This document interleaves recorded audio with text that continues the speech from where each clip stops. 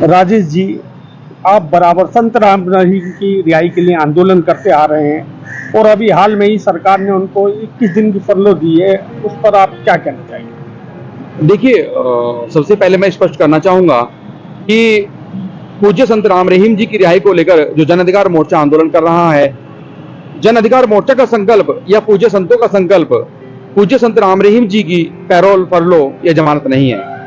जन अधिकार मोर्चा का संकल्प है, पूज्य संतों का संकल्प है कि पूज्य संत राम रहीम जी को ससम्मान रिहा किया जाए।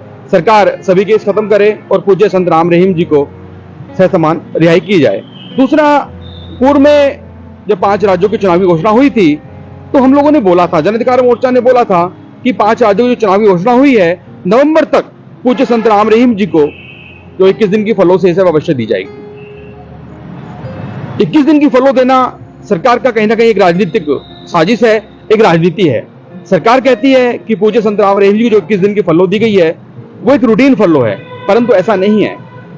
संत राम रहीम जी को 21 दिन की फरलो देना अभी आगामी नवंबर के बाद, दिसंबर में भी ये फरलो मिल सकती थी या 1 नवंबर से पहले भी ये फरलो मिल सकती थी, परंतु ऐसा नहीं था क्योंकि उचित समय फरलो देने का अभी था। सरकार को इसका हित लेना था, सरकार को इसका लाभ लेना था, तो ये इस समय फरलो दी गई। तो सरकार का जो लक्ष्य था वो रूटीन फरलो नहीं था। दूसरा, सरकार कहती है कि डेरा सच्चा सौदा के जो संस्थापक रहे पूज्य श्री सामस्ताना जी महाराज, उनका पावन भंडारा है और भंडारे के उपलक्ष्य में यह पैरोल दी गई है, फरलो दी गई है। तो ऐसा नहीं है कि पूज्य सामस्ताना जी महाराज का जो पावन भंडारा है वह 1 नवंबर से प्रारंभ होता है और पहला जो भंडारा था 5 नवंबर को उत्तर प्रदेश के अंदर बन्नावा आश्रम में मनाया गया। उस आश्रम में जहां पर पूज्य संत राम रहीम जी के द्वारा अभी तक जितनी भी पैरोल या जितनी भी फरलो मिली वह सभी उसी आश्रम में बिताई गई, व्यतीत की। तो अगर सरकार अगर ये भंडारे के लिए पैरोल थी, फरलो थी, तो 5 नवंबर को भी सरकार ये फरलो दे सकती थी, जिससे कि 5 नवंबर से लेकर के 26 नवंबर तक जो भी भंडारे थे पूज्य संत राम रहीम जी उनको मना सकते थे। परंतु सरकार का लक्ष्य रूटीन फरलो या पावन भंडारा नहीं है। सरकार का लक्ष्य था 25 नवंबर का आगामी राजस्थान चुनाव। सरकार का लक्ष्य राजस्थान चुनाव जो होने वाला है, जो 25 नवंबर को होगा, उसका लाभ लेना है, उसका हित लेना है। अब आप कहेंगे कि चुनाव तो पूर्व में भी 3 राज्यों में हुए हैं, तो फिर अभी राजस्थान ही क्यों?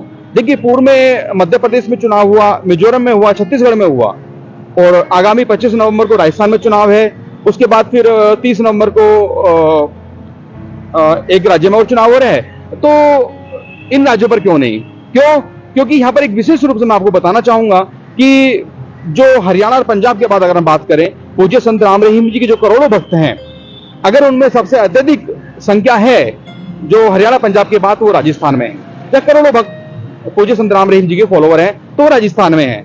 दूसरा, एक विशेष रूप से मैं आपको यहाँ कहना चाहूंगा कि पूज्य संत राम रहीम जी की जो जन्मस्थली है और एक तीर्थक स्थान है वो राजस्थान है। राजस्थान का जिला गंगानगर, जहां से पूज्य संत राम रहीम जी खुद बिलोंग करते हैं।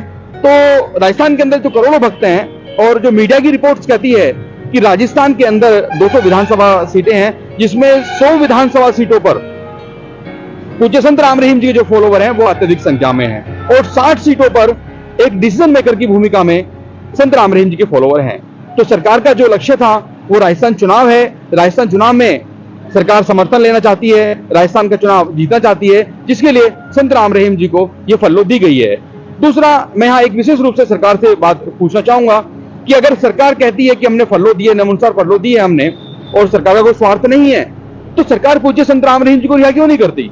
अगर सरकार संत राम रहीम जी की हितैषी है, जो संत राम रहीम जी के 5 करोड़ भक्त हैं, उनके जो फॉलोवर हैं, अगर उनकी हितैषी है, तो सरकार संत राम रहीम जी को रिहा क्यों नहीं करती? सरकार के पास पावर है, सरकार रिहा कर सकती है। पूर्व में ऐसा हुआ है। अगर आपने देखा होगा, उत्तर प्रदेश के अंदर एक हुंकार डकैत रही है फूलन देवी, जिसने 22 हत्याएं की।